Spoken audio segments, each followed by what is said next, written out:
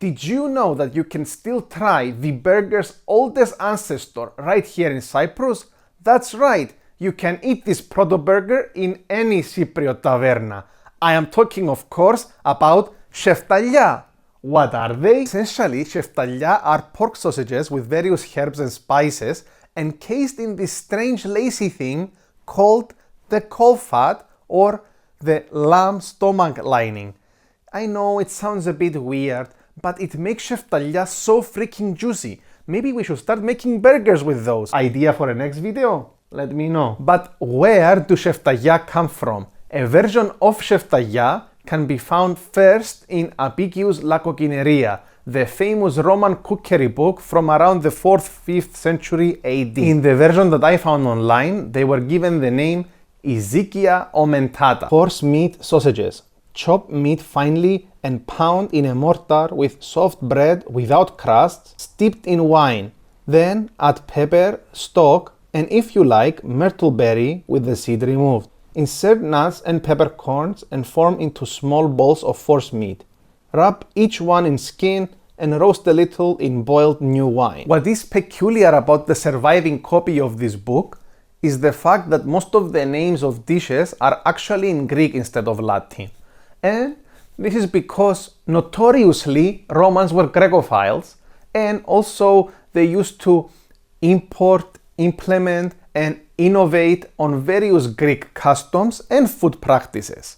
But classicists actually agree that probably this book is a translation of another translation, and therefore that's why we have the Greek names. But what this primary source is telling us is that it was out of the Greek-speaking part of the Roman Empire that this proto-burger came out of, or at the very least that this proto-burger was consumed in the Grecophone part of the Roman Empire between the 4th and 5th centuries.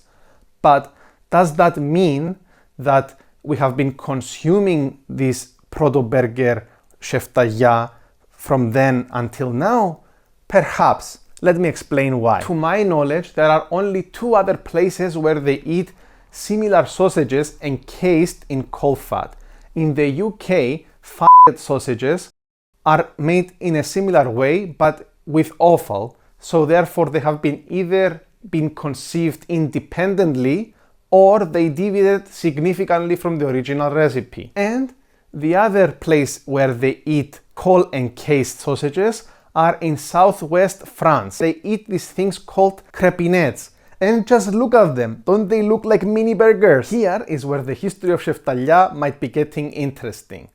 Since nowhere else where it used to be parts of the Roman Empire they eat Sheftalia, I have a few theories as to where Sheftalia are coming from.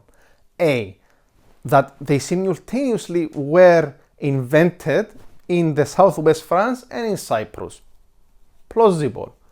B, that it was the Franks, and more specifically the Lusignan, who brought their crepinettes to Cyprus, and the cooks and butchers, etc., that prepared them for their lovely feasts, learned this specific dish and incorporated it into our cuisine.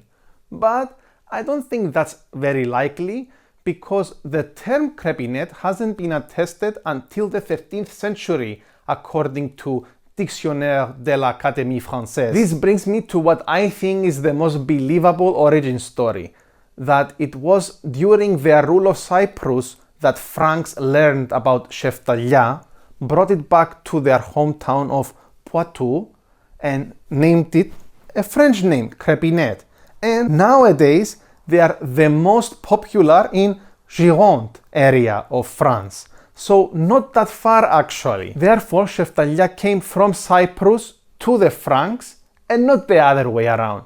But do you agree with my theory? Hit that like and let me know. Okay, but where does the name Sheftalia come from then? There are a few theories behind the etymology of the word Sheftalia, and I will tell you a few of them. One, that the word Sheftali comes from the Turkish word for peaches, but I genuinely don't think that Sheftalia actually look at all like peaches, nor do they have the fuzz, they don't have the same shape. If you cut them open, their internal color doesn't look at all like peaches. If there is some sort of long lost punnery or humor about this, it is certainly not easily understood today.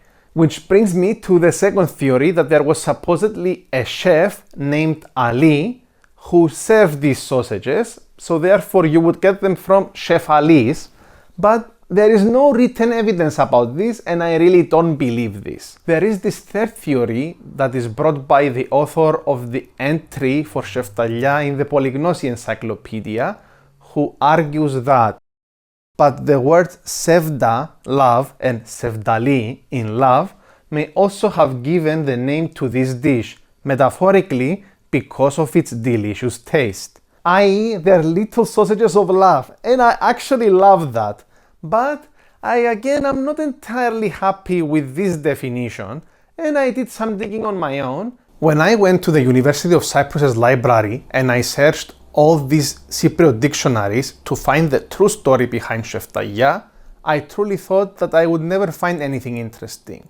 And when I was losing hope, lo and behold, I find this dictionary. The author of this dictionary, Xenophon Pharmagidis, who lived between the late 19th and early 20th centuries, stated this: "They are made by souvligies and they are useful as a breakfast. They are sold for 20 parais each." But why am I telling you this? Bear with me. This was my very first clue that Sheftalia were actually a breakfast sausage served to all the people who traveled in the cities in the mornings. I did even more research in the Cypriot newspapers and I found out that as early as 1924, Sheftalia were served as breakfast sausages. Moreover, every morning it is possible to find for breakfast souvlagia, Sheftalia, sausages, eggs, cheese, buttered toast, and many more. Sheftalia were referred to as a breakfast food all the way until 1948.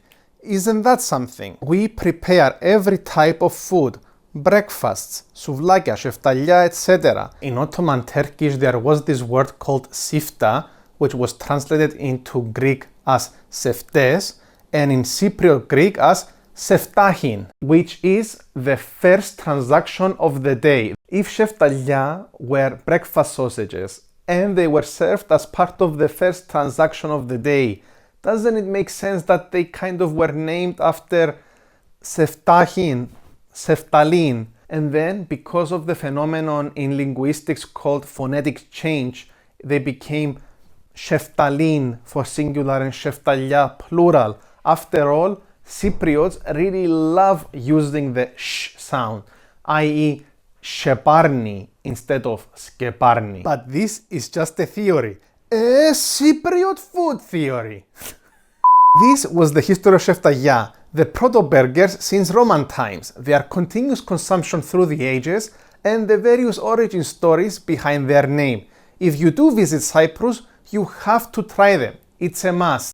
Foodies, what do you think about my theories around the historical and etymological origins of Sheftalia? If you are a linguist, a historian, an archaeologist, or anyone with any specialty around the word Sheftalia, do not hesitate to comment or to directly DM me in any of the social media platforms. If you enjoyed this video, please watch this video on the ancient history of souvlaki or this video on the modern history of souvlaki. Until the next one, bye!